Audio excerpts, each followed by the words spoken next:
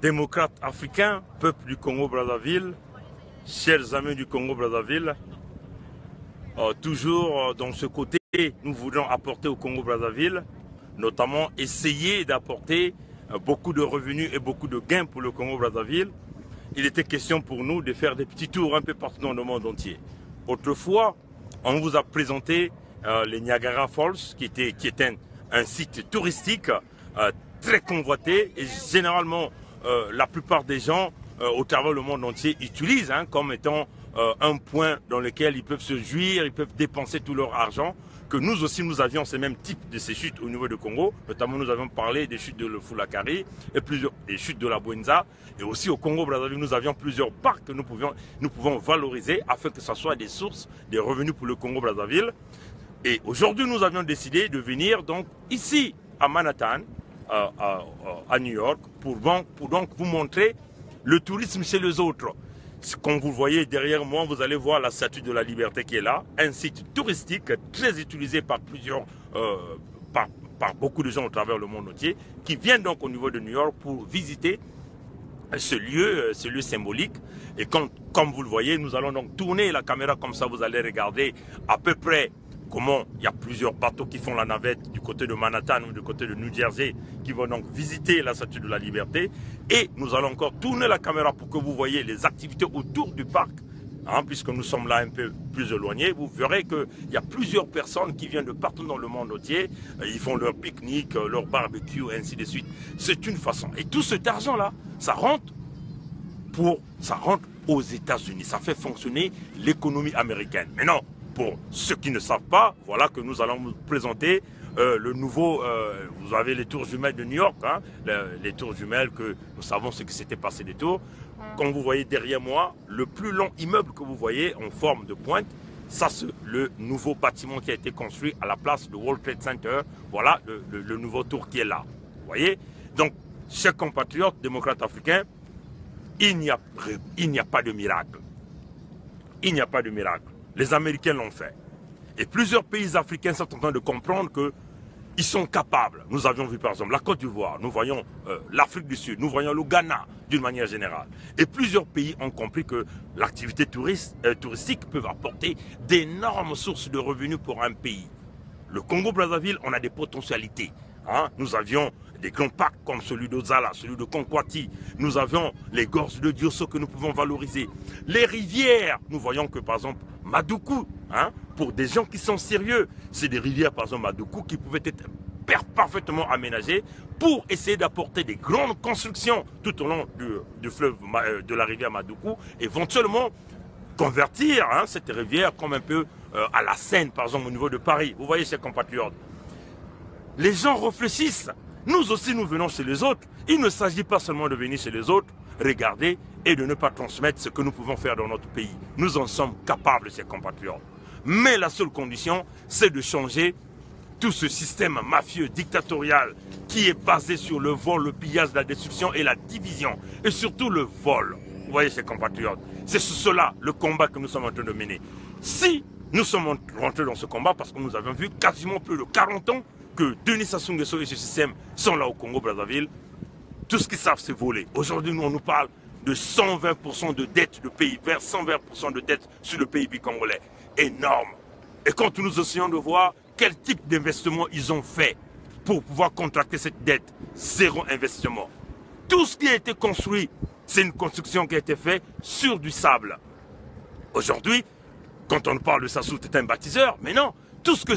Les petits bâtiments que vous voyez au niveau de Brazzaville, le stade de Kintélé, l'université qui est en train de prétendre de vouloir construire, tout ça, c'est fait avec des prêts chinois. Donc, ces compatriotes, c'est une façon de vous dire que jamais Sassou Nguesso a utilisé les fonds ressortants du trésor public congolais pour pouvoir construire le Congo. Jamais. Tout ce qu'il fait, c'est contracter des dettes et pouvoir détruire le Congo-Brazzaville. Aujourd'hui, le Congo est en difficulté. Nous sommes dans la phase apocalyptique. La phase apocalyptique économique, la phase apocalyptique humanitaire, avec le génocide qu'il a créé dans le département du Pôle. Aujourd'hui, on nous parle de la libération de Bokadia. Certes, nous comprenons que Bokadia a la citoyenneté française, et qu'en est-il pour Paulin Makaya, pour Mokoko et pour Libongo Ngoka, et tous ces gens-là qui sont dans les genres du parti, on peut considérer les geôles du Parti congolais du travail. Démocrates africains, peuple du monde entier, l'Afrique est capable de faire ce que les Américains ont fait. Si vous voyez, il y a des hélicoptères qui tournent, tout ça c'est lié à l'activité touristique qui fait fonctionner l'économie d'un pays. Les Américains l'ont fait. Et encore, ils l'ont fait parce que des gens comme des Nguesso volent de l'argent dans leur pays, viennent cacher dans les banques ici. Et toutes ces banques-là, ce sont cet argent qu'on investit dans leur pays. Mais ce n'est pas la faute des Américains ou des Canadiens ou des Français ou des Suisses. C'est la faute à nos dirigeants. C'est la faute à ces dictateurs africains qui pensent que ils ne peuvent pas construire leur pays. Ce serait mieux d'aller casser l'argent dans des paradis fiscaux, d'aller casser l'argent dans les autres pays. Voilà pourquoi nous allons mettre une croix à ce système-là. Et voilà pourquoi nous, en tant que jeunes Congolais, nous appelons le Congolais à l'unité, à l'unanimité, afin que nous puissions déboulonner complètement, éradiquer ce virus, cette gangrène qui est en train de briser, de détruire les Congolais d'une manière générale. Sassou est mauvais pour le Congo, il est mauvais pour l'Afrique centrale. Nous avions vu des armes qu'il est en train de faire construire, il est en train de faire parachuter par Pointe-Noire jusqu'en République centrafricaine. Nous avions aussi vu le fameux port de Oyo qu'il a inauguré en grande pompe pour parler que cette pompe va apporter de l'économie. Nous ne savons pas de quelle économie parle. Est-ce que Sassou perd les pédales? Est-ce que cet homme, il comprend le sens du terme économie? Qu'est-ce que signifie l'économie? Qu'est-ce que signifie la gestion? Qu'est-ce que signifie le développement d'un pays? Le Congo doit changer. Pour changer le Congo, nous devons déboulonner Denis Sassou Nguesso de là. Et voilà pourquoi nous, en tant que jeunes Congolais, nous ne le serons jamais. Nous devons obtenir le crâne de Sassou pour pouvoir apporter le grand changement et tout le grand changement. Et quand nous disons la lignée de Sassou, des gens comme des Kiki, chers compatriotes démocrates africains, comprenez que nous ne pouvons pas continuer à penser que ceux qui doivent diriger doivent toujours sortir de la lignée parce que leur père a été président ou non. Et c'est devenu une nouvelle méthode opérandise que certains régimes au niveau de l'Afrique sont en train de faire. Il faut que cela change. Et voilà pourquoi nous demandons le peuple congolais à l'unanimité. Nous devons être unis à jamais. Pour tous ceux qui sont derrière les Nguesso, chers compatriotes, ressaisissez-vous. Parce que les temps sont en train de changer. Le pays est dans une mauvaise direction. Il nous faut des Congolais. Nous n'en avons pas besoin des gens plus intelligents, mais nous avons besoin des technocrates qui vont apporter de grands changements dans ce pays. Regardez chez les autres, comme vous le voyez. Rien n'est impossible, chers compatriotes. Les autres l'ont fait, ils ont construit parce qu'ils ont été intelligents. Nous avions ces Congolais-là, des hommes intelligents, des hommes qui sont capables d'apporter le changement que tout un peuple veut. Et nous voulons de tous ces jeunes Congolais-là qui sont partout, même ceux qui sont au Congo. Il y a des jeunes qui ont beaucoup d'idées, qui sont capables d'apporter le changement. Les Congolais sont des bons administrateurs, des bons ingénieurs, des bons gestionnaires. Et nous devons valoriser ces valeurs-là. La femme congolaise, c'est une femme compétente que nous avons besoin dans ce pays. Il faut valoriser la femme congolaise. Il faut lui donner ses possibilités pour pouvoir qu'elle puisse s'exprimer et aussi qu'elle puisse contribuer au développement du Congo. Avec l'Nguesso, les femmes sont abandonnées.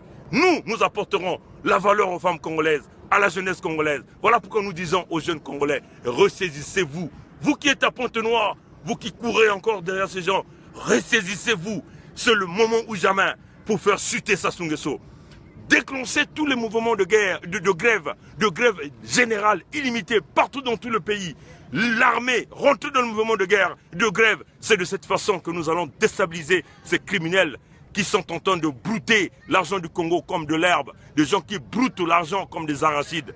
Voilà un peu, chers compatriotes, ce que je tenais à vous dire aujourd'hui et mon coup de gueule de ce aujourd'hui. Et nous allons vous revenir. Une bonne fois. Regardez chez les autres, la statue de la liberté. Vous aviez des bateaux, on appelle des ferries qui font la navette depuis ce matin jusqu'au soir. Vous aviez là les World Trade Center, la puissance des grandes banques, la puissance chez les autres. Et c'est cela qui attire les investissements. La beauté, c'est cela qui attire des investissements. Nous pouvons le faire avec l'intelligence et de l'argent du Congo-Brazzaville. Voilà un peu le grand message et on vous dit bonne journée, à plus tard. Sans oublier, on va vous donner la date d'aujourd'hui, comme ça va toujours rester dans les annales du Congo. Nous sommes le 12 août 2017 et nous sommes ici à Manhattan, à New York, aux États-Unis. À plus tard. Au revoir.